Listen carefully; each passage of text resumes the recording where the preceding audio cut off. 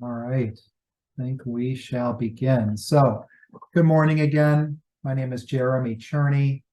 I'm the president and founder of Tobin Solutions, and I'm excited to be here with you all today to do one of the things that I get to do that I enjoy a lot, which is speaking to people about technology and how it can have them have a better technology experience. And so, thank you for being here today. There will be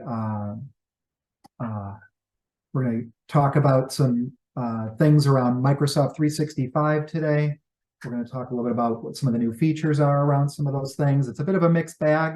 There's going to be some demos, so I think that'll be fun. We're going to use some of the new AI tools that Microsoft has and show you what those look like and how those might make a difference. And along the way, you might have some questions. We'll have some time for that at the end as well. For those of you that are new to Microsoft 365, or when you think of Microsoft 365, you only think of like email or Office and Excel, things like that. Microsoft is a full cloud-hosted subscription service.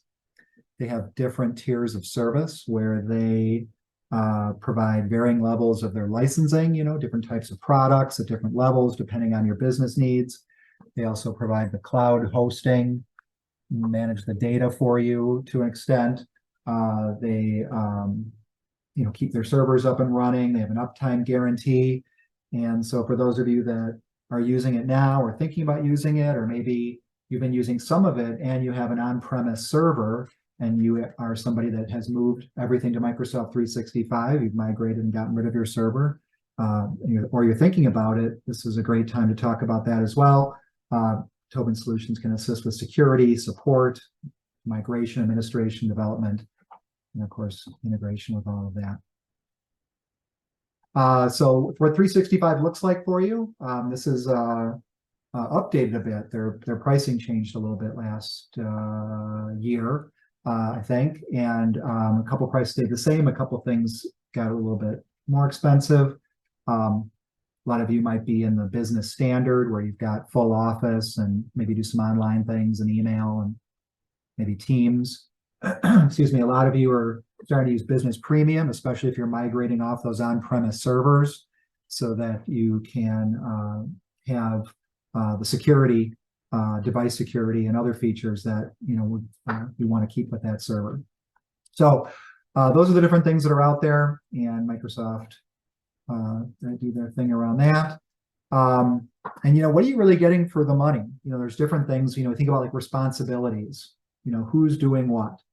One thing we want to make sure we're clear here, because there's just a lot of myth or mythology or assumptions about what Microsoft or any cloud provider is really doing around these things. And while this is Microsoft, by and large, most of them have the same kind of service agreement with you, or terms of service when you sign up for them, which is, on the far left side, that software as a service, where you've got whatever you've got in the cloud, your email, your documents, chats, anything like that, all that data, you retain 100% responsibility for that.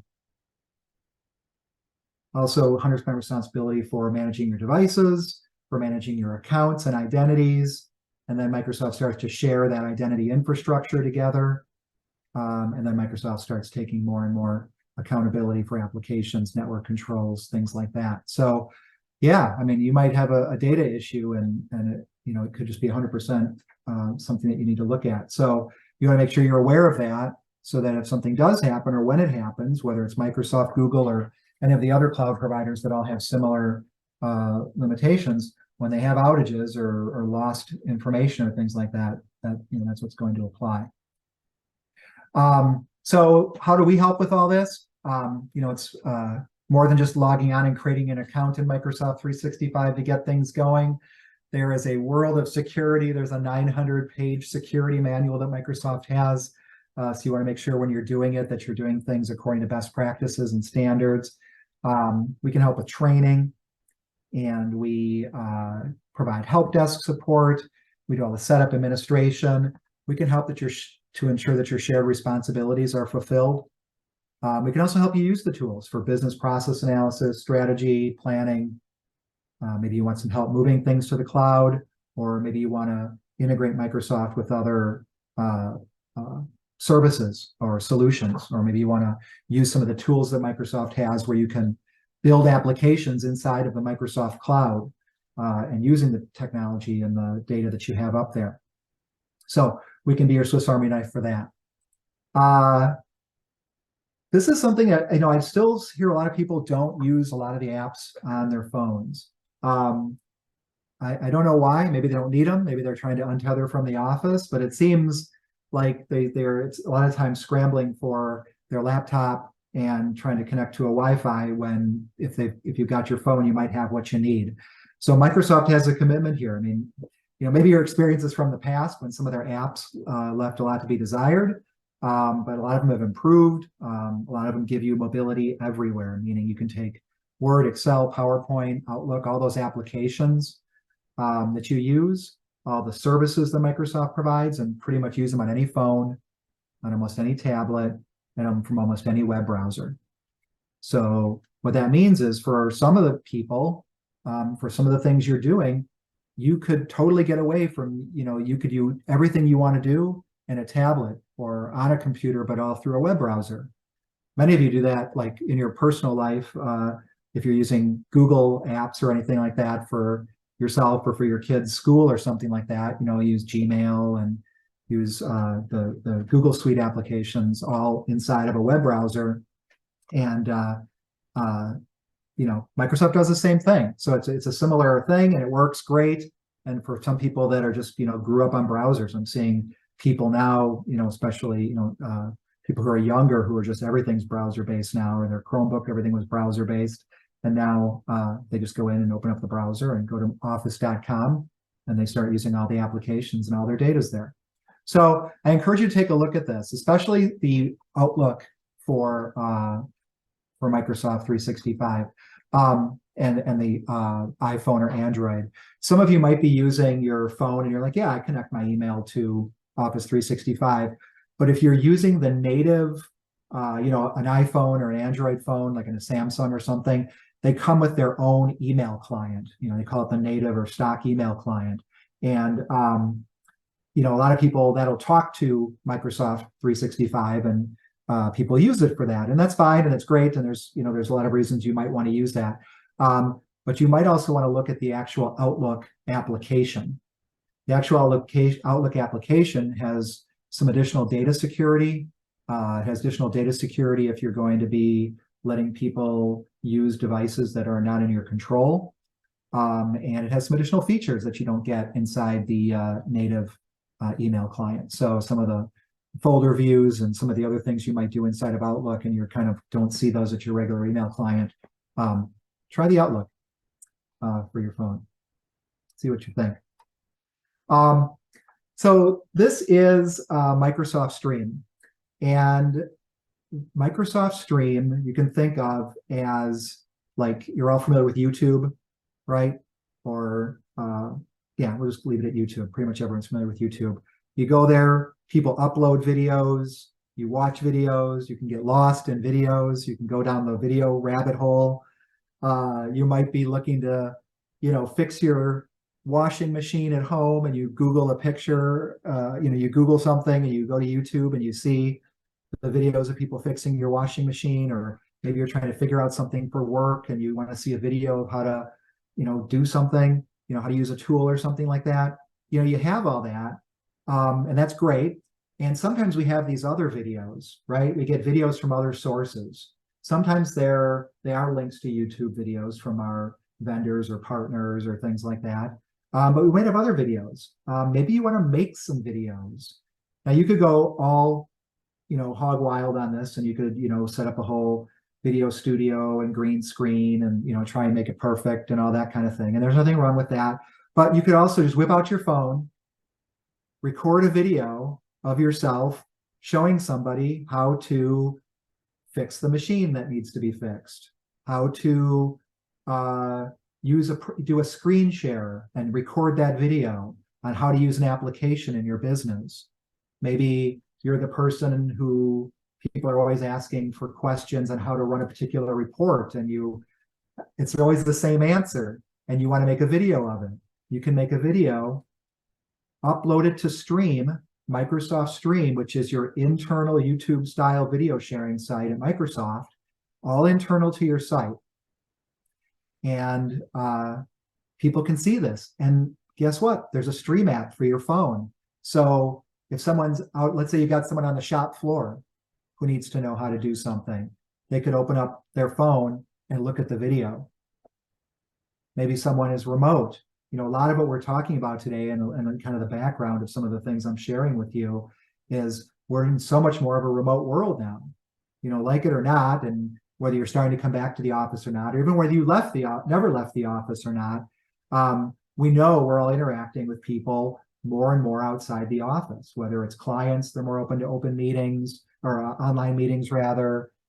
Sometimes you're meeting with internal people, sometimes online. You're running around, you're sharing, we're mobile. So Microsoft Stream is a really great solution for that. And what that looks like is something like this. So I'm in a Microsoft web browser and I'm logged in through my Microsoft account. And there's a couple of ways you can get there. You can go and click on the waffle menu or the start menu here and go to Stream, and that'll take you to it.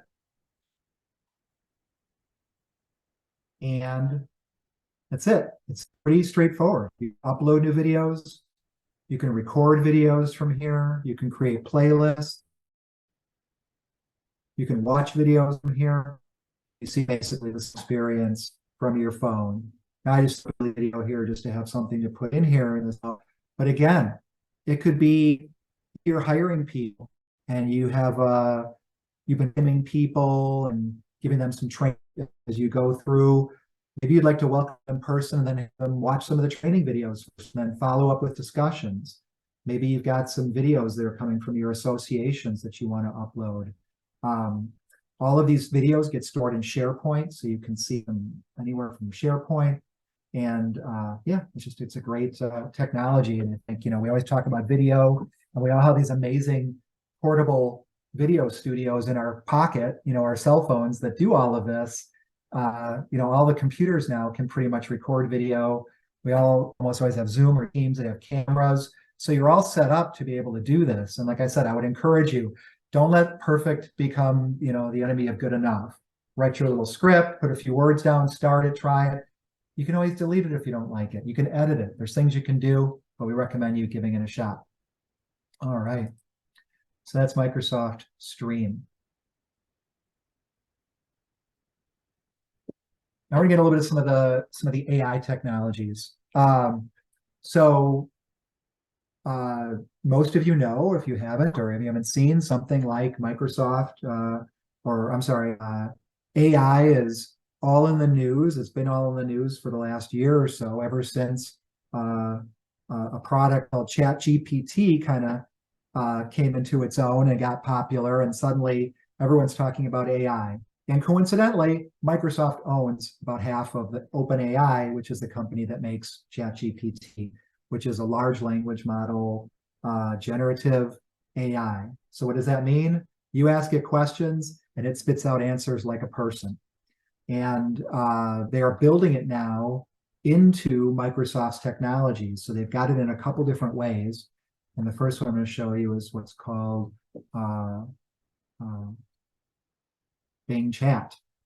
So let's get to, yeah. So this is just a regular web browser, and I can open up a website. So if I go to www, now who do I want to go to? I want to go to, we'll just go to Microsoft.com.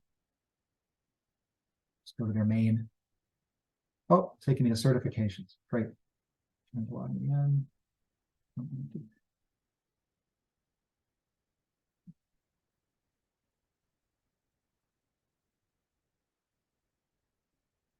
Let me bring up another screen there.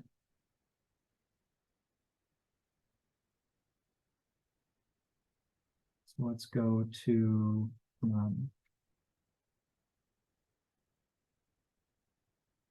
weather.com. Okay, great. Now, You can go to any website, anything like that. Doesn't really make a difference. You don't even have to even go to a website. But for some of you, you're starting to know this Bing chat button start to show up. Okay. And with Bing chat, you click on it and it starts to offer you. It's called Bing Chat Enterprise, and it's in a preview state from Microsoft. So it's kind of testing, you get to use it, and at some point they'll include a little bit of it for free for you, probably in one of your subscriptions, and then have a more enterprise version that'll either have more uses or more features or something like that. But the first thing that comes up is, what would you like to do? Would you like to write something, compare something, or analyze something? Because I can either say I can be more precise, more balanced, or more creative. Now, it's got some little things here. And the way we talk about these chat bots, and what this means is you interact with these artificial intelligences as if it were a person, and you do it in the form of like a chat, right? Whether you're chatting with a customer service person or you're chatting with your friend, you kind of do it the same way, and you can get some interesting results. So, but because it's integrated with Bing, so I'm on a web page, I can go back to, let's generate a page summary of the page I'm on. Let's see what it's going to do. So in this case, it's searching the page, and it's bringing up some weather-related topics as a headline. That's super useful. This page is pretty graphical, things like that, but you know, it's got a few things in there. If this was probably a more textual based, you know, like a Wikipedia page or something like that, we can say do something like that. Maybe get a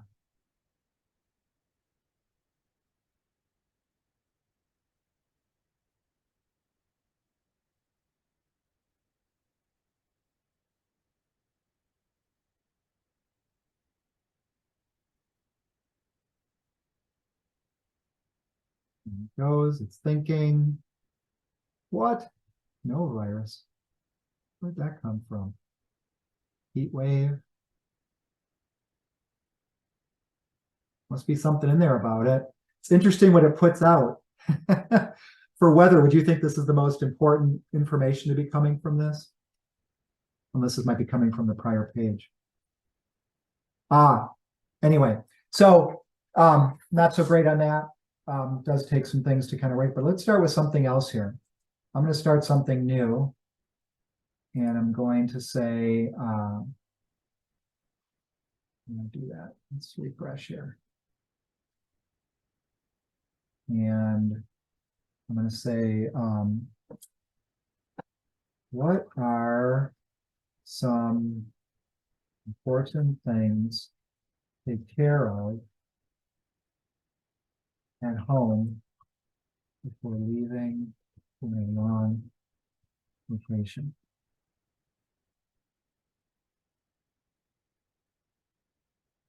Let's see what it says.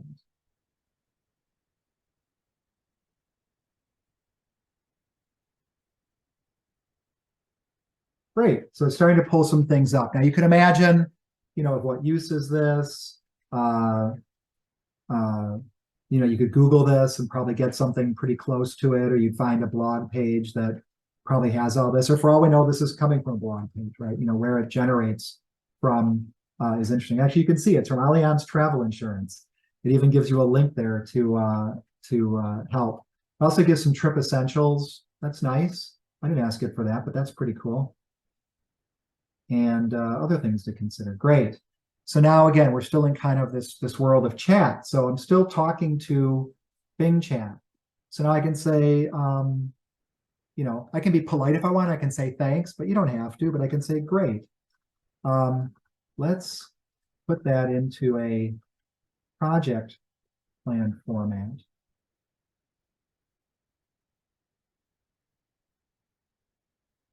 You can imagine if you had like an intern, somebody you were working with on this.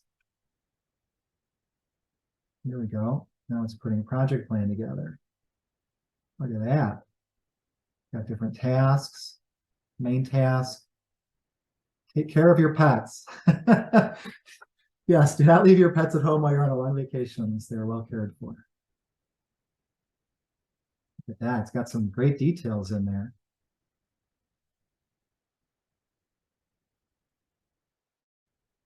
That was handy. I like that. Got little tips. Cool. Now, sign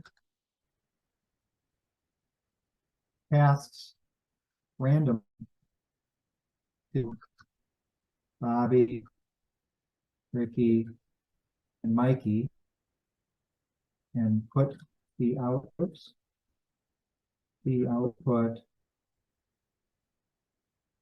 Oh, let's do it this way first. The next thing. Now look at that. What's it going to do with that?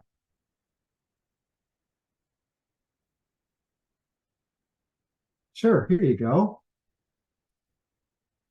Look at that. Bob's going to water your house plants.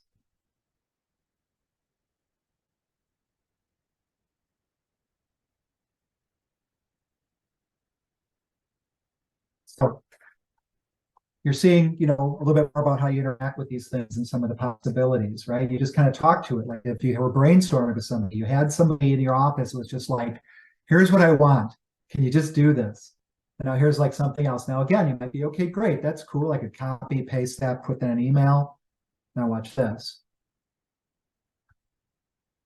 Super. Now output that to a CSV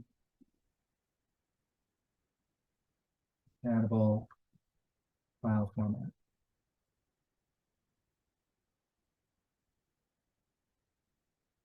Some of you may or may not know what CSV compatible file formats are. Those are those files that you import into Excel and PowerPoint and things like that. You get data. You can see how it's sort of formatted here.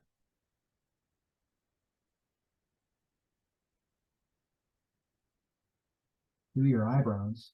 Okay. Now, what am I going to do with that? I'm going to copy this and I'm going to go into Excel. Got Excel running over here.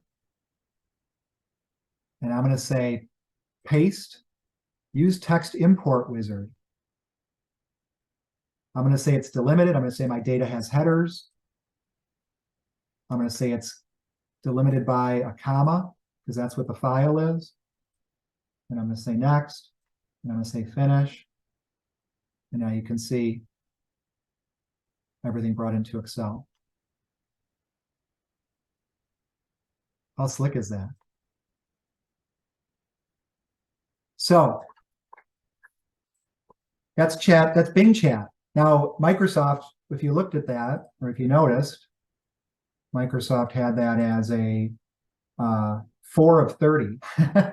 So at some point, they'll extend that or whatever, and there'll be some limited amount of those included or something. And then, like I said, they'll have some answer or some additional charge or something like that, or put a different tier of service. So pretty cool.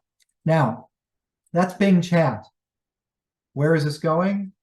Microsoft 365 Copilot. Microsoft 365 Copilot is the same essentially technology I just showed you with Bing Chat, except it also includes targeted at your data that you have stored in your Microsoft 365 tenant, and it's restricted just to your use, if Microsoft gets it right. So the idea would be, you wouldn't want to open up,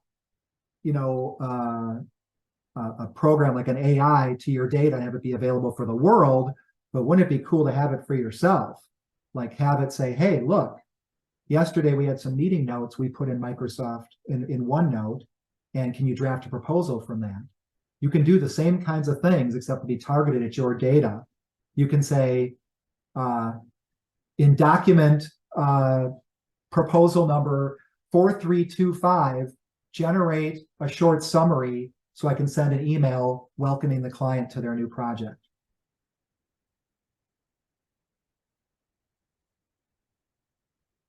It's going to be wild to see where this goes. It's been apparently, according to Microsoft and others, coming to great fanfare. It's been in limited preview And now it's being sold to, I think, some of the high-end customers. And at some point, it'll be available for you guys at $30 a user per month. I think it is going to be something that is going to be one of those things like any technology in the next short amount of time where you're going to be like, how did I ever live without that? Or, what was life like before this? It's going to be weird. It's going to be strange. You're going to be able to tell, oh, that was kind of done with Copilot, but that's not such a bad thing, right? I mean, we send canned emails sometimes. This is like a step up, and it might even be better. It might sound a little AI, but if it's relevant, you can always add a little short personal note. Or you could give it access to how you write, and then you could tell it to write it in your style. How wild is that? All right, couple tips for Outlook. So Microsoft has been improving Outlook, their flagship email, calendar, contact app, and it's been around forever. How long has Outlook been around for? Got to be over 20 years, 25 years, something like that. Outlook 97 used to exist. Yeah, at least Outlook 95, and a long time, right? And it's crazy. Might be older than some of you. There's some cool features. They have been updating it. For some people, it seems like it's a little long in the tooth and a little whatever, but a lot of people have a lot of muscle memory on it. And Microsoft is adding these new features, and they're starting to incorporate it into Outlook. And I just want to show you a couple of them that may have been there for a while that are just kind of interesting to try again, or something new like the app mentioned. So let me show you what that looks like. So if we go into Outlook, so couple things. So I'm in regular Outlook, nothing special about it. It's not even the new Outlook, but there is a new Outlook coming, and at some point that will be the Outlook. It's got, a few new features, definitely a new interface and things like that. But right now I'm just kind of using the current version of the standard Outlook version, if you're current on using Microsoft 365.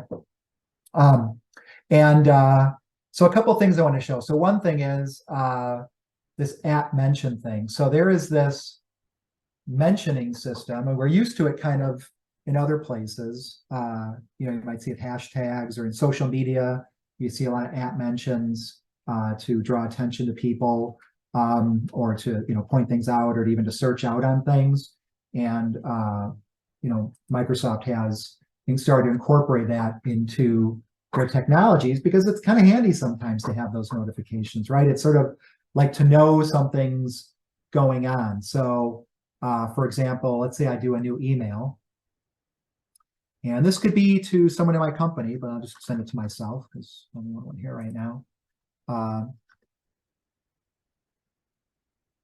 And all that, and I'll say, hey, here is the proposal at Jeremy. Let me know what you think. Now notice it knew something was special about that at sign. And there it is. And I get the standard alert here. It might be because I did it to myself, but normally there'd be a little badge that shows up here saying I have a notification. Click on the notifications. I can now see the different things where I am at mentioned. And I can click on it, and it'll take me right to the item. Okay, so what use would that be, right? You're like, I go into email all the time. Like, I don't know.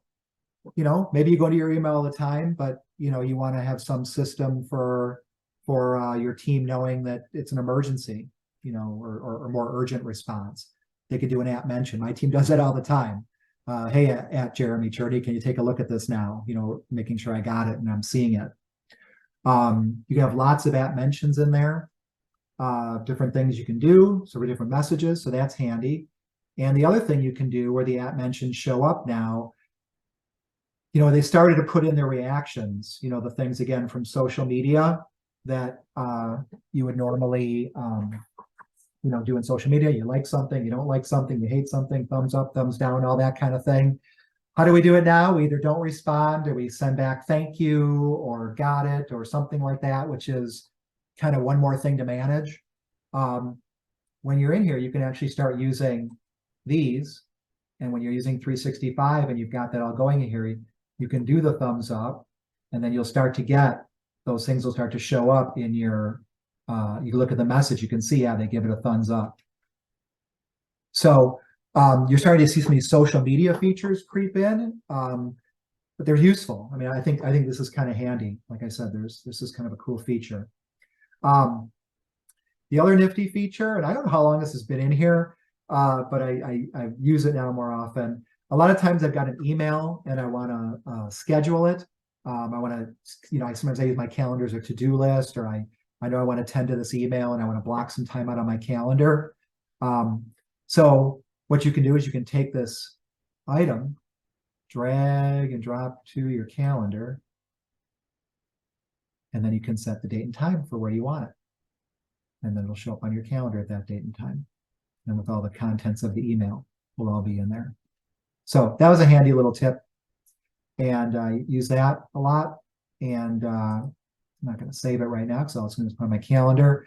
Another nifty calendar thing that I discovered, how many times you get those emails where it's like, hey, can you meet, I can meet at 2:00 on Thursday and Monday of the next week and Wednesday of the other time, something like that. So you can actually select multiple items in here. So let's say I get that email and someone's saying, yeah, I can meet you for coffee. I can meet you any morning on any of the Fridays coming up. So normally I could click on this Friday, go look and see if I have it open, click on this Friday. But what I can do from here is I can say, click this Friday, and then I can click this Friday, this Friday, this Friday. And you can see everything line up. Not have anything in those calendars because this is a demo calendar, but you can see the dates. And so what's nifty about that is you can say which day works best for you, right? You want to meet in the morning, and then you might have those days free or times free, but like what works best. So this is a really handy way to go take a look at your calendar. Quick tip on that. All right. That's what it looks like when you have a thing. Oh, the other thing is the filters. There's in the Outlook, you can filter on different things. You can search on things. You can say only show me all mail, unread mail. You can also filter on mentioned mail. So that's another cool use case for this, because if you said, hey, if it's critical, do an @mention for me. And then at the end of the day, you can just say only show me where I'm mentioned, because you can just hit those first. Nifty. All right, Microsoft Edge. So Microsoft Edge is Microsoft's web browser. I was going to say formerly known as Internet Explorer, but they really did write it from the ground up, from scratch, away from the old Internet Explorer as a brand new web browser called Microsoft Edge, to totally break away with the old Internet Explorer and its limitations and its security issues and its bad reputation. And they rewrote it from scratch, and quickly, while it became a better browser to have by default when you open up Windows, it was by no means what people wanted. Exactly, they wanted it more akin to like what Chrome can do or what Firefox can do.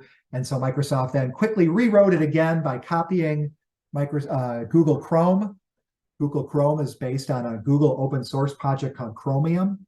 So Microsoft forked the Chromium, I said forked the Chromium project, created their Microsoft Edge. So it's very Chromium-like in the sense that plugins and extensions and things for Chrome will often work with Microsoft Edge and things like that. And when security updates happen to the base of Chromium, they'll get pushed into Microsoft Edge. And then, of course, Microsoft can then expand on it with its own features and integrations. So you're going to have this by default. You may be a big Chrome user. You may be a big Firefox user. You may be if you were an old Edge user, you automatically got upgraded to this. Hopefully, you're not still an Internet Explorer user. but nevertheless, there's some nifty features with it. So let me show you a couple things that it can do. Let's see.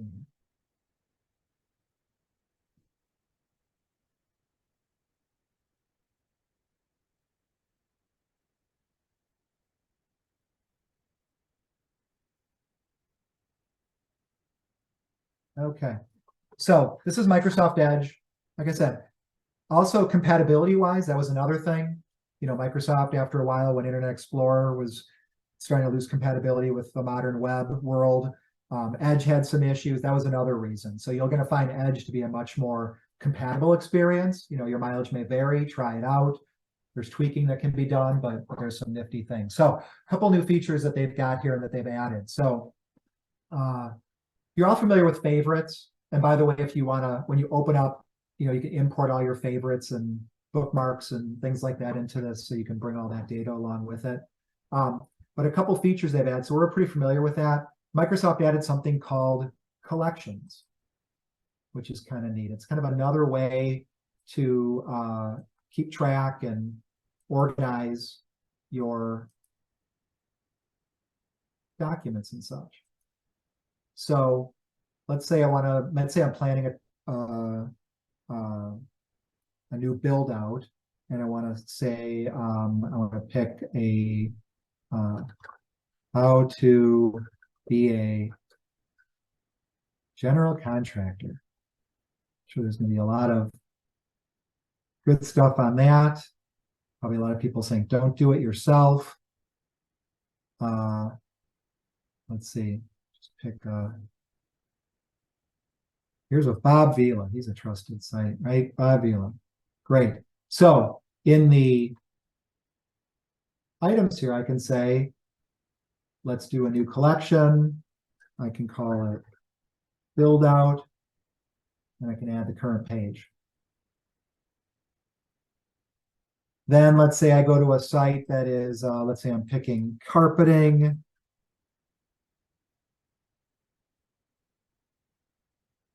And you don't have to use this with Bing, just got Bing on here. Just got that by the default. Let's say I want to have, we'll give Home Depot some love here. Go into collections. You can pin this if you want. Go back into that build out, add the current page. If I go back, I can see all my collections that I have here. If I have a new collection, see those all listed here.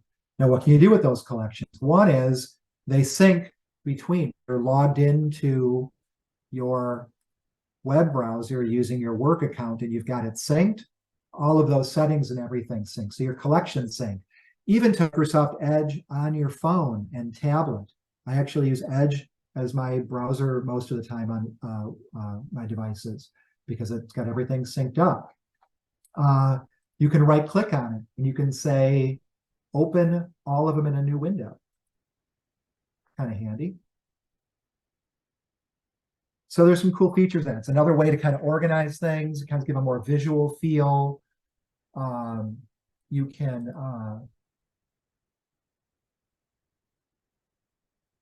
edit the collection, move things around, delete it, kind of nifty. So that's kind of a cool feature. Another cool feature is the ability to, you want to share a web page with somebody, but you're trying to tell them like where on the page to go to. Like, hey, I really need you to check out this blog.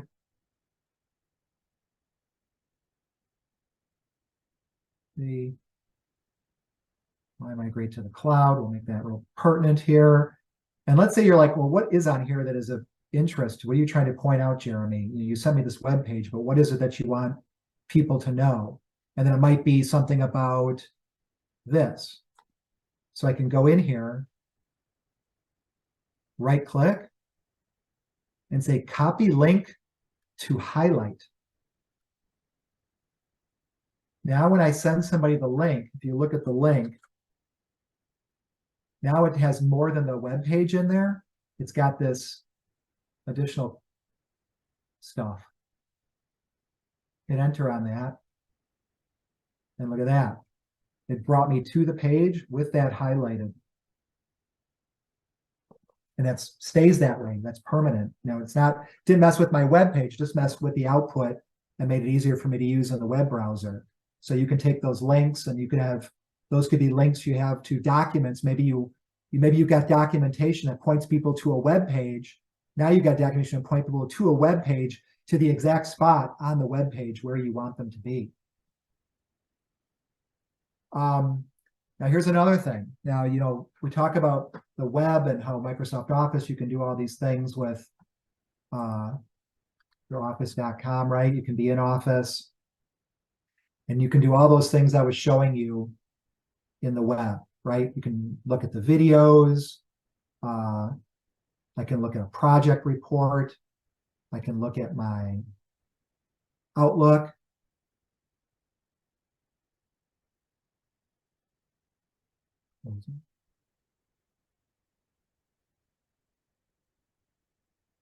So all of that stuff works from a browser, and by and large, it looks and works great.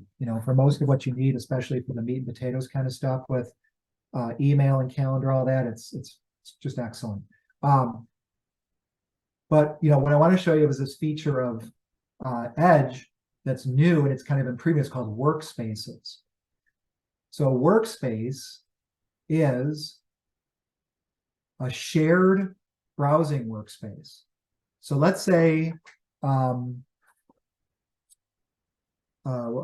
is an example how you might use this. Let's say you've got somebody on your team, and it's a particular role. Let's say they're in shipping, right? You've got, say, 3 shipping people, and the shipping people always use the same, and they got 3 different computers, and they always use the same web tabs that they use, right? They might have a web page open to the FedEx site. They might have a web page open to UPS. They might have a web page open to your spreadsheet with, because you got that stored up in the cloud with your shipping information and where things are going. You might have a list of your address book in there. And you might have all these web tabs that are there, all these things that fit nicely into a web browser. And you want to make sure that it stays the same for everybody. You want them to be able to, every time they go in, it's the same experience. Maybe you add a new tab. Hey, everybody, we added this new resource. We used to have FedEx, UPS, and now we've got, what's another shipper? I can't think of somebody. Global Ship, somebody like that. Is that even around? I can't think. Anyway, you know what I mean, right? When you add it to that workspace, everybody will automatically get it because they will now be part of this new workspace. So I can call this like desktop, for example.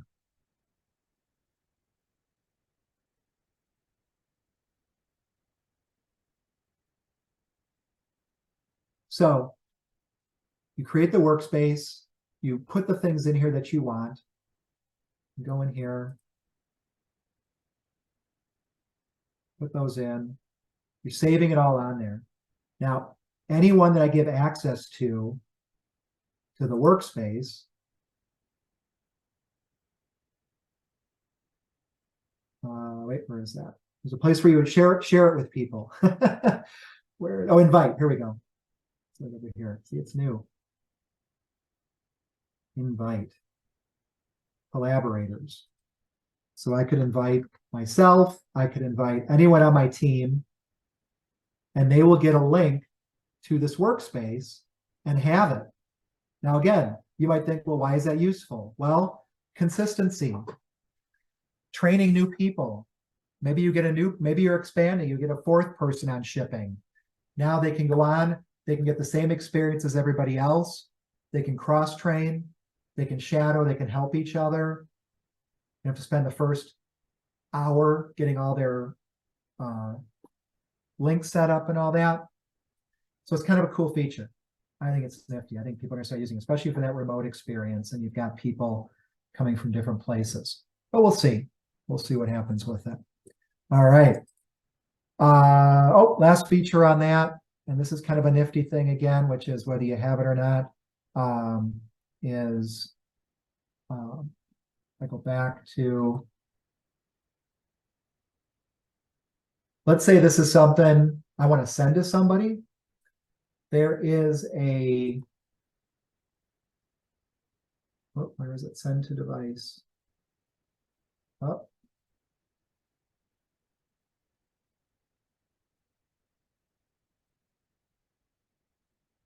I have to enable that.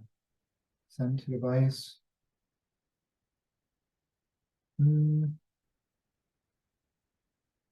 Not finding it at the moment.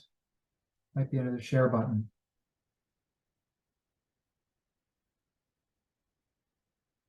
All right. Well, bad part of the demo, but fundamentally what it does is any other devices that you have Edge installed on. So if I have Edge, like I said, I use Edge on my mobile phone. My Apple, Android works on any of them. I use it as my go-to browser. And let's say I'm at work and I'm like shooting, I like need a copy of the web page to my phone.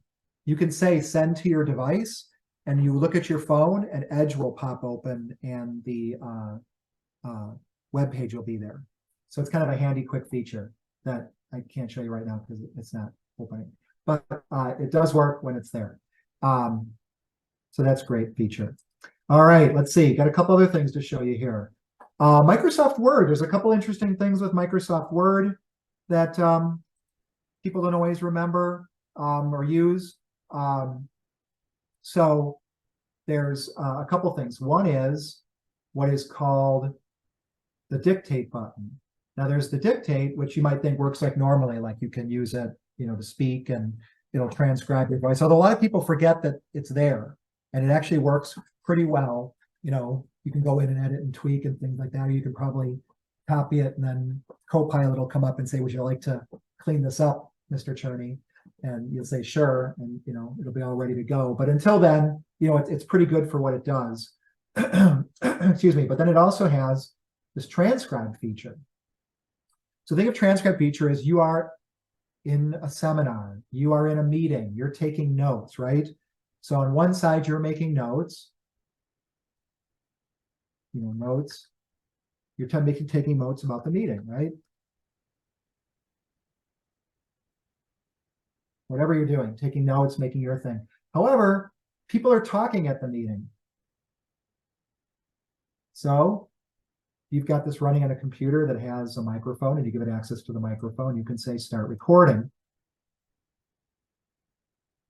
So now while I'm talking to you and doing this presentation, we could be making notes about the PowerPoint. I could say, oh gosh, really gotta work out that send to device feature for the next webinar.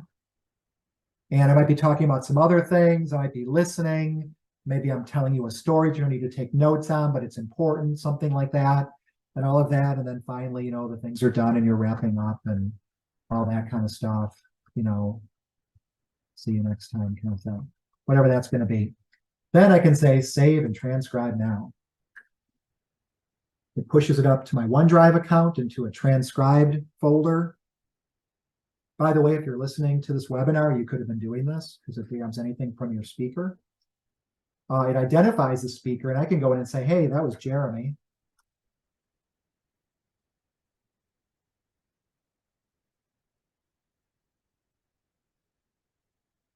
And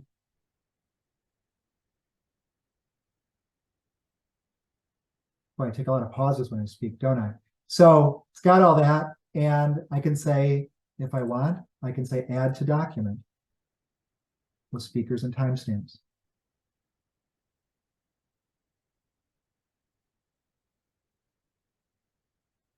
How cool is that? And if there were two speakers and it could identify between the two, and it's pretty good at that, it'll actually show you which speaker said what. How nifty is that? All right. Let's see. And oh yeah, the copy to clipboard. A lot of times, sometimes we sit there and we spend time like copying and pasting things. I don't know if you all know, but there's this, where is it? Copy clipboard. Use the copy clipboard as you start to copy and paste things. What's that on here? What's that on here? Puts that on here. So if you've got documents and things open, you can just keep copying them and putting them on the clipboard over on the left. And then anytime you want, I can just go and paste it in wherever I want to put it. That is a huge time saver if you're editing documents and moving things around. All right. So now while I'm talking, something's playing in the background. Now it's about the PowerPoint. Oh gosh. Oh, kicked off. All right, just playing it. So that's a cool thing. Wow, 9:51. We're getting close here. What else do I want to show you? We want to get to just random things. Let's see how much time we've got here. I think the one I want to show you that's kind of a new nifty thing is what's called loop components. Loop components are something Microsoft has added, and they're putting them everywhere. So let's say I'm in my meeting here, and let's say I'm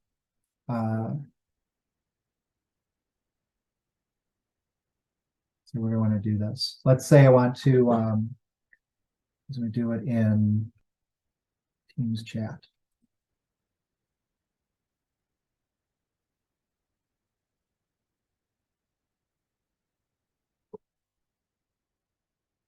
So hopefully you're all using Microsoft Teams if you have Microsoft 365.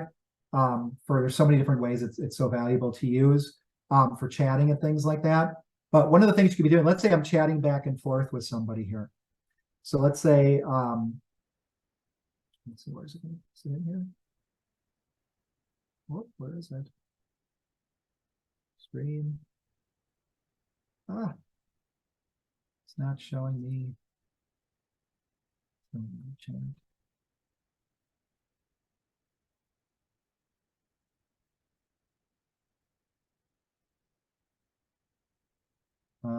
going to show you somewhere else what it looks like.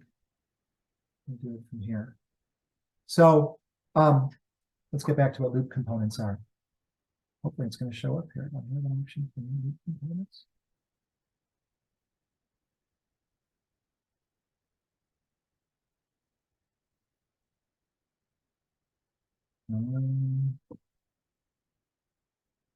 What? It's not here for me. I wonder if I'm not on the version of Outlook that I need to be on for you all. Not letting me. In my loop components.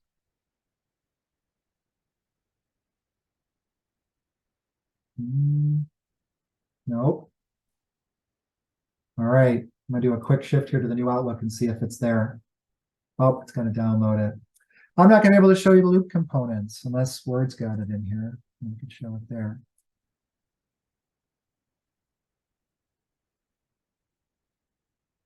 Insert.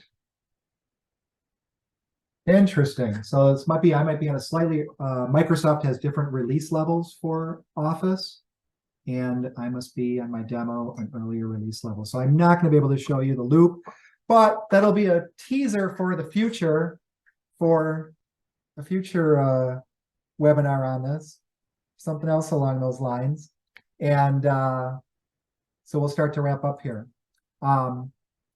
Else anything I can talk to you about here? Microsoft Forms is a Forms application. Oh, this is a handy site, create.microsoft.com. Again, in the world of not trying to reinvent the wheel, there is,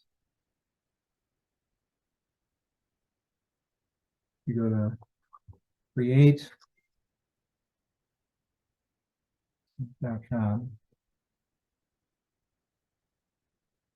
Templates, all kinds of stuff that you can bring in for social media, for presentations, for resumes. Tells you how to do it, kind of walks you through it, tells you how to get the templates. So there's some templates available for you that Microsoft is providing. I think you can upload some too. I'm not sure where all these come from, but yeah, so you got that.